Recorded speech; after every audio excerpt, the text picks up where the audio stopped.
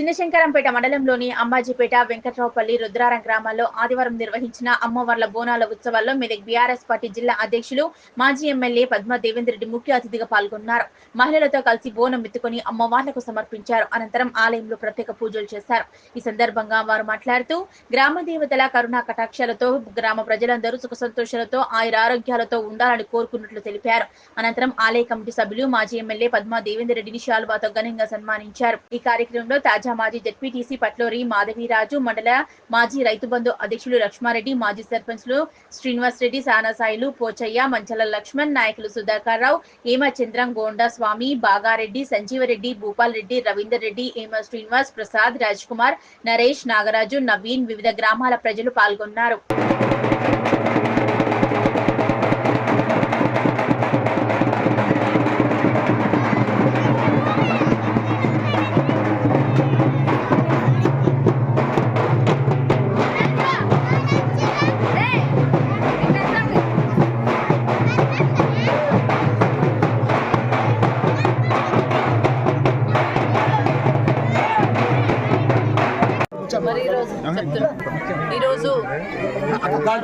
మరి ఈరోజు మరి రుద్రారం గ్రామంలో మా దళిత బిడ్డల ఆధ్వర్యంలో చాలా గొప్పగా ఘనంగా అమ్మవారికి బోనాలు సమర్పించడం జరిగింది.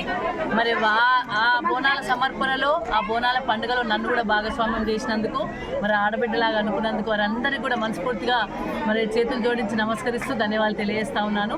ఎందుకంటే అమ్మవారి బోనాలు అంటేనే తెలంగాణ రాష్ట్రానికి, మరి తెలంగాణ రాష్ట్రంలో అమ్మవార్లను కొలిచే ఆనవాయితీ గత పురాణ కాలం నుండి కూడా వస్తూ ఉంది. అమ్మవారు మరి గ్రామ రక్షణ కోసం ఉంటారు, వారి కుటుంబం కోసం రక్షణగా నిలుస్తారని చెప్పేసి తెలంగాణ రాష్ట్ర ప్రజలు, మా అక్క చెల్లెలు బాగా నమ్ముతారు. మరి వాళ్ళ పసుపు కుంకుమలు కాపాడడం కోసం, వాళ్ళకి పంటలు బాగా వండి మరి మంచి ధాన్యాగారం రావడం కోసం, అదేవిధంగా మరి వాళ్ళ కుటుంబం సుభిక్షంగా ఉండడం కోసం, ఈ తెలంగాణ రాష్ట్రం సుభిక్షంగా ఉండడం కోసం వారు పూజలు చేస్తారు. మరి అలాంటి బోనాల పండుగను ఈరోజు మరి రుద్రారం గ్రామంలో చాలా ఘనంగా గొప్పగా నిర్వహించుకోవడం జరిగింది. మరి ఈ గుడి కట్టడంలో కావచ్చు, ఇక్కడ ఏర్పాట్లు చేయడంలో కావచ్చు, గ్రామంలో చాలా మంది సహకరించారు. అదేవిధంగా గ్రామ సర్పంచ్తో పాటు మిగతా నాయకులు, మా దళిత నాయకులు కూడా చాలా మంది ఉన్నారు ఇక్కడ.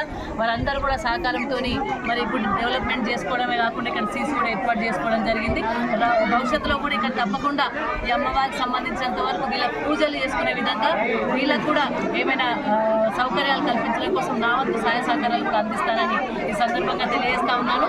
వారందరి కుటుంబాలు కూడా చల్లగా ఉండాలి, వారి కుటుంబాలందరిలో కూడా మంచి సంతోషం వెలువరియాలని చెప్పేసి మనస్ఫూర్తిగా అమ్మవారిని కోరుకోవడం జరిగింది. జై అమ్మవారు, జై తెలంగాణ.